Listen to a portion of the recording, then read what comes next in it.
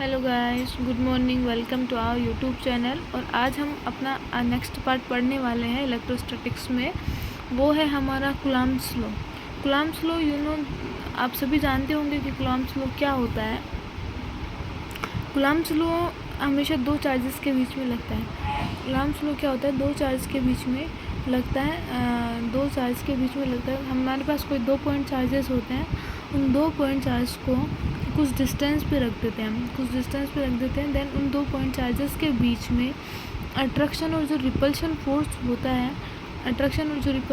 होता है वो उन दोनों चार्जेस के मल्टीप्लाई के प्रोपोर्शनल होता है। और उन दोनों चार्जेस के बीच में जो दूरी होती है, जो डिस्टेंस होती है, उसके स्क्वायर के इन्वर्सली प्रोपोर्शनल होता है, जैसे कि हमने दे रखा है। और ये जो फोर्स लगता है and acts along the line joining of the two charges. जो दो चार्जेस जिस लाइन जॉइन कर रखे हैं, उसी लाइन जॉइनिंग पे ये जो हमारा जो फोर्स है कूलम्ब्स लॉ ये लगता है। कूलम्ब फोर्स लगता है या कूलम्ब्स लॉ लगता है। और इसके अंदर क्या होता है कि पॉजिटिव और नेगेटिव हम कोई सा भी चार्जेस ले सकते हैं। अकॉर्डिंग टू हमें क्वेश्चन में जैसे दे रखा होता है, हम उस हिसाब से इसको सॉल्व करते हैं।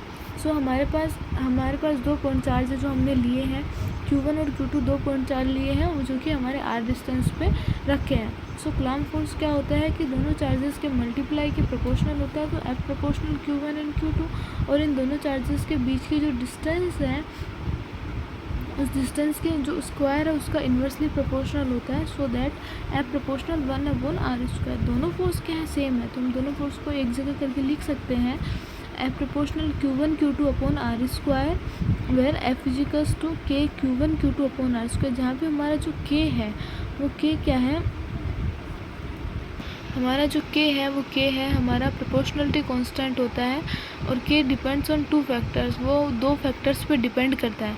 Nature of medium between 2 charges, 2 charges के बीच में मीडियम का नेचर कैसा है, और सिस्टम ऑफ यूनिट, हमारा यूनिट का सिस्टम कैसा है। कूलम्ब प्रोपोर्शनलिटी कांस्टेंट की वैल्यू होती है 1/4πε0 equals to 9 × 10⁹ newton metre square पर कूलम्ब स्क्वायर।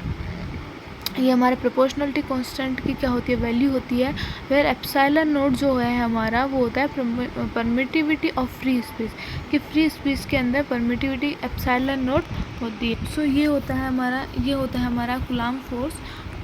कूलम्ब्स लॉ ये होता है कि कूलम्ब्स लॉ के अंदर कोई भी दो चार्जेस के बीच में लगने वाला जो फोर्स होता है, वो उन दोनों चार्जेस के मल्टीप्लाई के प्रोपोर्शनल, उनके बीच के डिस्टेंस के स्क्वायर के इन्वर्सली प्रोपोर्शनल होता है। और इसमें दो चीज़ें देखने लायक होती है कि यहाँ जो प्रोपोर्शनलिटी कांस्टेंट होता है वो K होता है, एंड जो एप्सिलॉन हम लेते हैं वो वैक्यूम के अंदर परमिटिविटी ऑफ फ्री स्पेस या वैक्यूम की हमारी क्या होती है, परमिटिविटी होती है। देन उसके बाद में हमारा नेक्स्ट पार्ट आता है प्रिंसिपल ऑफ सुपरपोजिशन।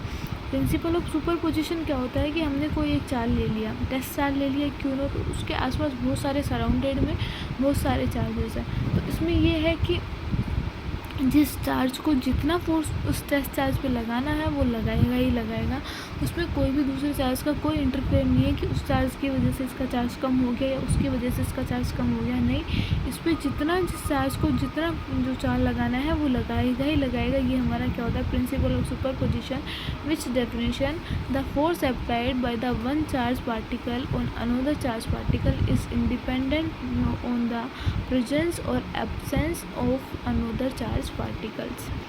अब आता है हमारा next part, permittivity.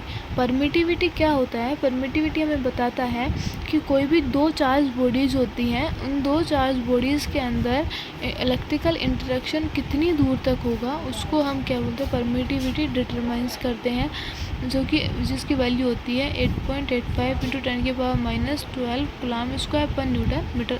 Thank you guys, आगे का पार्ट हम नेक्स्ट वीडियो में देखते हैं।